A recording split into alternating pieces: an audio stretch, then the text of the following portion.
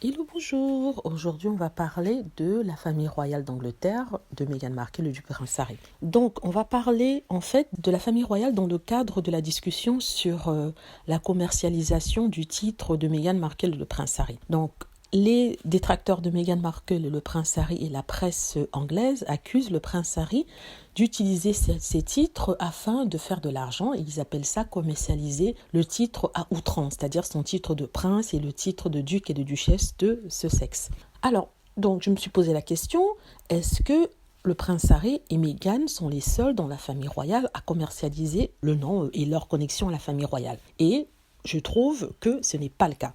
Je vais vous citer 3 exemples, peut-être même plus, de personnes qui ont commercialisé le nom de la famille royale et pourtant, il n'y a pas eu toute cette débâcle, il n'y a pas eu tout ce scandale autour de ça, il n'y a pas eu ces réactions horrifiées par rapport à cela. Je vais déjà commencer par les enfants de la princesse Anne. Peter Philippe, qui est le fils unique de la princesse Anne, a utilisé sa connexion afin de pouvoir faire de l'argent. Comment il a fait? Premièrement, il a travaillé en Chine pour faire de la publicité sur le lait. Donc, il n'y a pas de mal à ce qu'il fasse de la publicité sur le lait, mais le problème, c'est qu'il a utilisé le contexte royal pour le vendre. Donc, je vous explique. Dans la publicité, on voit Philippe, le fils de la princesse Anne, assis dans un fauteuil qui ressemble à un fauteuil royal dans un environnement assez distingué, qui ressemble à l'intérieur d'un château. Et d'ailleurs, on vous montre un château. Et il dit qu'il s'appelle le prince ceci, cela dans la publicité, dans la vidéo. Et il recommande aux gens d'acheter du lait. Il a un verre de lait à la main. Donc, on sait très bien qu'il n'est pas prince, mais on sait très bien qu'il est le petit-fils de la reine d'Angleterre. Et pour cela, on lui a payé une certaine somme. Certains parlent même de millions de dollars. À l'époque, ça n'avait gêné personne. On n'était pas au courant. On a fini par le savoir que lorsqu'ils ont accusé Meghan Markle et le prince Harry de vouloir commercialiser leur relation à la reine. Deuxièmement, la fille de la reine, c'est-à-dire Zara Phillips. Zara Phillips qui est un jockey.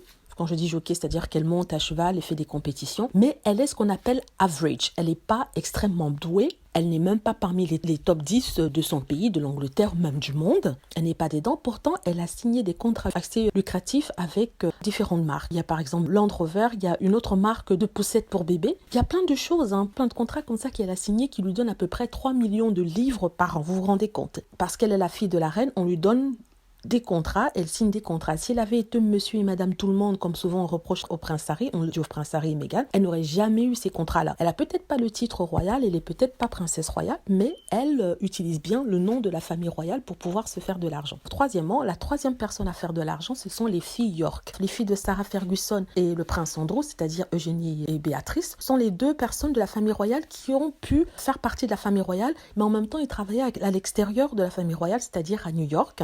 Et à New York, dans de postes assez conséquents qui n'ont rien à voir avec les études qu'elles ont faites. Ils avaient dit que le prince Andrew, qui était à l'époque un représentant économique de l'Angleterre, qui avait fait marcher ses connexions pour qu'elles puissent avoir ce job.